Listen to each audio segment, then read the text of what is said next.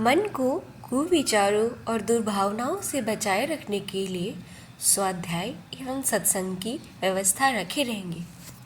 जय गुरुदेव दोस्तों। आज अगर कोई बीमारी हो जाए तो उसके इलाज के बहुत उपाय हैं, परंतु जब मन दुखी, निराश, प्रश्नों एवं उलझनों से व्याकुल हो जाए तो उसके उपाय आमतौर पर तो कम ही दिखेंगे, लेकिन मरणासन स्थिति हर पल बनी रहेगी। हमारे अंदर सहनशीलता अब बची ही नहीं, तो मानसिक शांति में खलल डालने वाली अवांछनीयताओं से हम कैसे लड़ेंगे?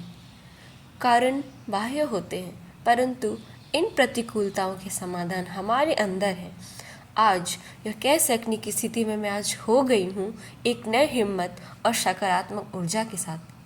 आज मेरी लाइनों में जो ज़िंदगी की मिठास घुल पाई है, जो बचपन की उमंग मैंने खो दी थी, वह उल्लास मैंने पाई है। जीवन क्या सिर्फ लड़ने और नफरत करने के लिए मिली है?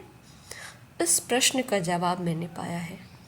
जीवन का सही उद्देश्य और जीवन जीने की कला मैंने पाई है।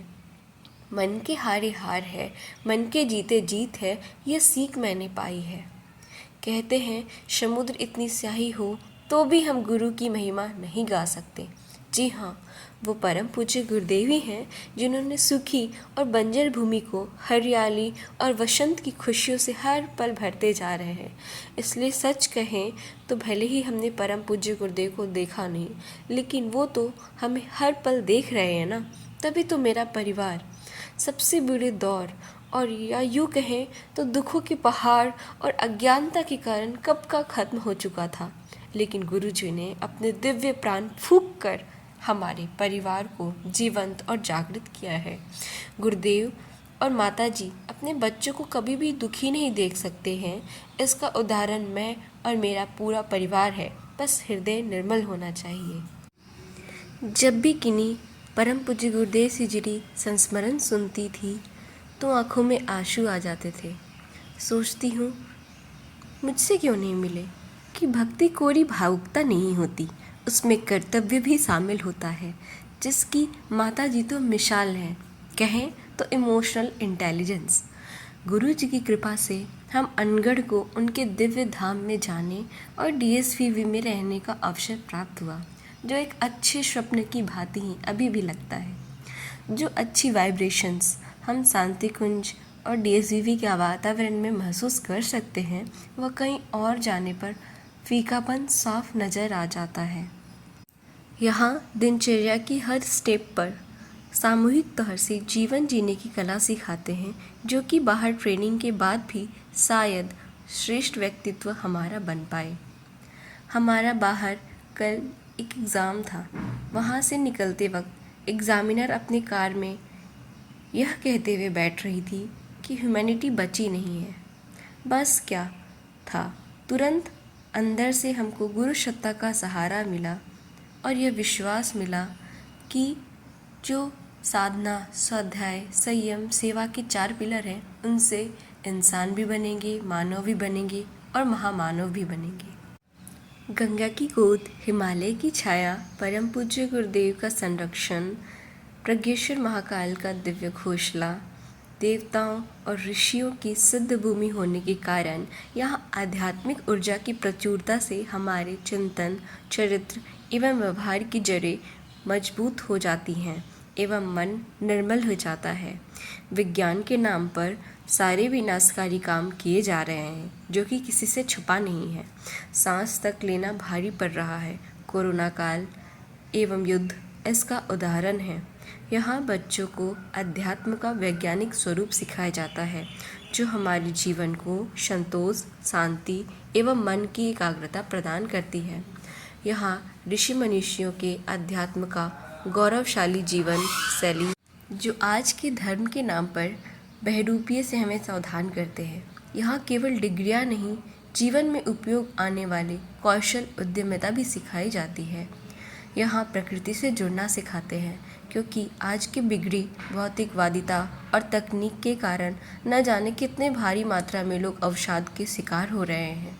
यहाँ अनुशासन का कड़ाई से पालन होता है, क्योंकि चाहे कितने भी हमारे पास बुद्धि हो, प्रतिभा हो, लेकिन उसे व्यवस्थित दिशा नहीं दी गई तो अच्छे अच्छे बच्चों को बिगड़ते देर नहीं लगती है।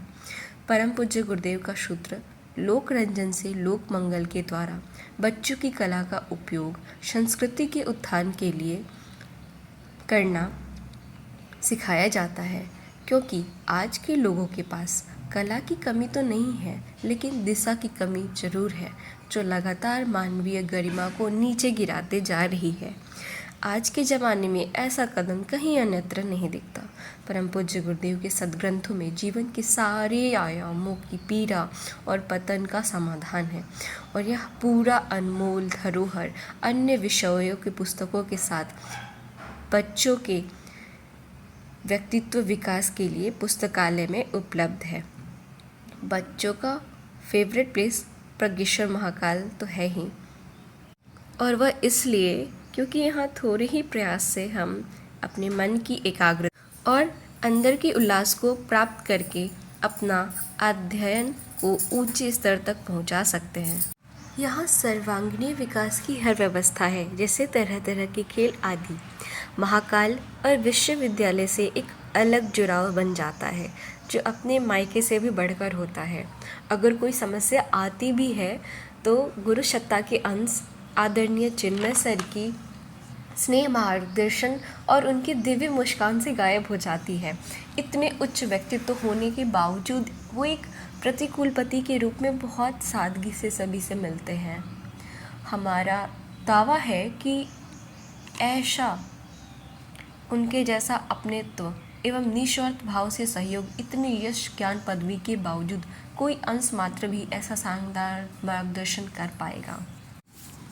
आज यहाँ धर्म के नाम पर लड़ाइयाँ हो रही हैं, वहीं परम पूज्य गुरुदेव ने सूत्र दिया है कि प्रेम प्रेम प्रेम यही हमारा मंत्र है, और इसका प्रमाण DSVV परिसर को सुशोभित कर रहा भारत माता मंदिर है, जो एकता अखंडता वाली भारतीय संस्कृति, जो आज की नहीं सनातन काल से चली आ रही, जिसमें लड़ना मरना नहीं सबको साथ लेकर आगे बढ़ने का संदेश देते हैं, जिसका उदाहरण परम पूज्य गुरुदेव की सोच थी। वो कोई भी संगठन द्वारा फिर से हमें बांटना नहीं चाहते थे, बल्कि एक परिवार के स्नेह सहकार के माला में पिलोकर एक सुंदर हार बनाना चाहते हैं, और यह सब कुछ उच्च आदर्श के आधारशिला पर निर्भर करता है।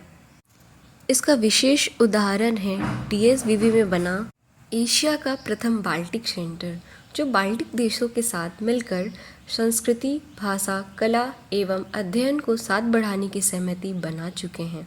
वे देश हैं लिथुआनिया, लातविया। परम श्रद्धेय की गीता एवं ध्यान की कक्षा इसे और भी दिव्यता प्रदान करती है, जिसके आनंद का आभास का गान करना असंभव है। असंभव इसलिए क्योंकि जब आप उनके ज्ञान, संवेदनाओं, परम पूज्य गुरुदेव के संस्मरण से झंकृत होते हैं तो हम निःशब्द हो जाते हैं। ज्ञान दीक्षा से दीक्षांत समारोह तक की परंपरा की शुरुआत इसे और भी खास बनाती है, जहां देश के राष्ट्रपति से लेकर प्रांत के मुख्यमंत्री अपनी उपस्थिति दर्ज कराते हैं। जीवन प्रबंधन की कक्षाएं और आध्यात्मिक जीवन शैली इसे और भी ज़्यादा खास बनाती है, जहाँ गुरुजी के युग निर्माण के सत संकल्प सूत्रों से अवगत कराकर हमें अपने अंदर की शक्ति का बोध कराया जाता है, जहाँ अध्यात्म का थ्योरेटिकल नहीं, भारी भरकम नहीं, बहुत ही प्रैक्टिकल नॉलेज दिया जाता है कि अध्यात्म का अर्थ है आपके पास जो भी है, समय, शरीर, मन, भावनाएं, उनका सही उपयोग करना ही अध्यात्म है। इसीलिए इसे युवाओं को गढ़ने की टकसाल कहते हैं, जो परम पूज्य गुरुदेव का सपना, परम पूज्य गुरुदेव ने एक सपना देखा था कि एक देश में एक ऐसा विश्वविद्यालय होना ही चाहिए जहाँ अच्छे मनुष्य, सच्चे मनुष्य एवं महान मनुष्य श्रेष्ठ व्यक्तित्व गढ़ सकें, और ऐसे महामानवों को गढ़ने की टकसाल बनाकर यह निरंतर उनके सपनों को गति प्रदान कर रहा है। जब परमात्मा गुरु बनकर दिल पर राज करने लगे तो कलम रुकती नहीं, इसे रोकना पड़ता है। किसी त्रुटि के लिए क्षमा प्रार्थी हैं। जय गुरुदेव, जय महाकाल।